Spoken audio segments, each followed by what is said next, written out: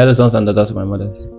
One of the first things people pray for when they are in a fix or in a bad situation, that is, if you pray, is clarity. Because clarity helps you to know what the next correct thing to do is. But most times, because your brain is working on overtime, because you are panicked, clarity is not always there. So if you're not the kind of person that knows how to stay calm in the storm, you're most likely to make a mistake with your next move. But I've found that in these situations, there is always clarity. It's just that clarity does not always come in the form of what to do next. It comes in the form of what not to do next. Like you're in a situation and you don't know what to do, which means the next thing you are doing is going to be impulsive and it's going to likely get you into more trouble. So clarity comes in the form of what you should not do.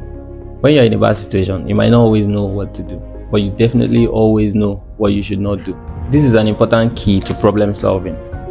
De-escalating instead of escalating. De-escalating could simply be not doing anything at all, as against taking rash actions and escalating the situation. When you're reacting, you're not even acting. You're simply letting the situation dictate for you, call the shots. But when you don't do anything immediately, even when you're not on top of the situation yet, at least you're not being ruled over by the situation. Here's one good example. Once upon a time in 1962, John F. Kennedy was the president of America in a period known as the Cold War. It wasn't a period of actual warfare like with guns and armies and bloodshed. It was just a period when the two biggest military powers, US and Russia, were flexing their muscles, readying for a possible outbreak of war.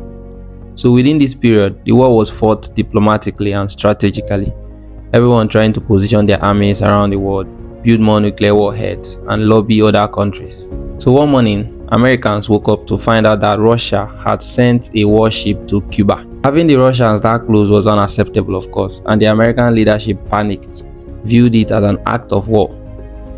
Just like the Russians panicked in 2023 when Ukraine motioned to join NATO, which would effectively allow for America and her allies to have certain accesses to Ukraine, too close for comfort. The first thing everyone expected was for America to react, show strength, because you can't be playing with the American army, But if the Americans had reacted the way everyone expected, they would have played right into the hands of the Russians.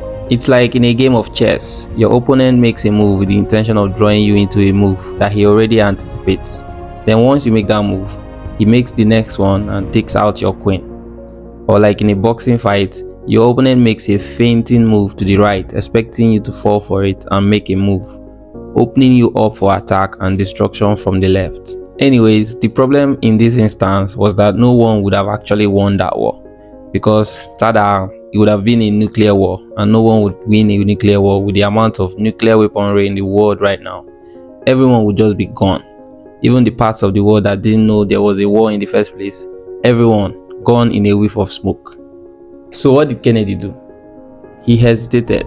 He didn't react to the Russian aggression. Instead, he acted wisely, using diplomatic means to reason with everyone involved. In the end, the disaster was averted. He knew that this was not just America's integrity at stake, or a matter of putting the Russians in their place.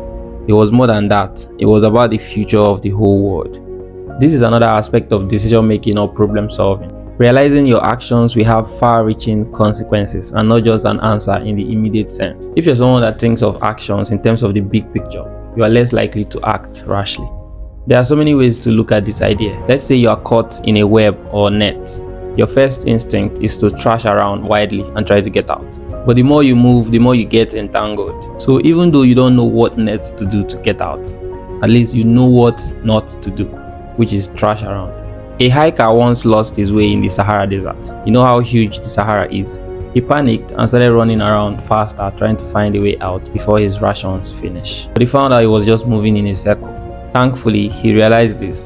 Then he found a shade and sat down and rationed his food until people came to rescue him. He didn't know what to do to get out of there, but he knew what not to do, which is panic and run around and exhaust his energy and his rations and die out faster. Remember that adage, you can't cry over spilt milk, which refers to the futility of stressing over something that has already happened. There's another aspect to it.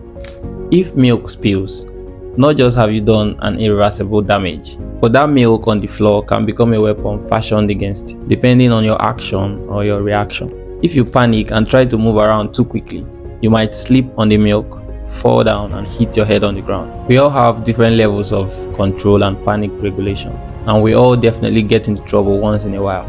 Quick thinking and acting fast can save your ass, but in most cases, acting impulsively only worsens the situation and puts you in more harm. So what do? Slow down, think, then act. Not react impulsively and get sucked into the situation further. Even when you don't know what to do, at least you will know what not to do. See you next week, sons and daughters of my mothers.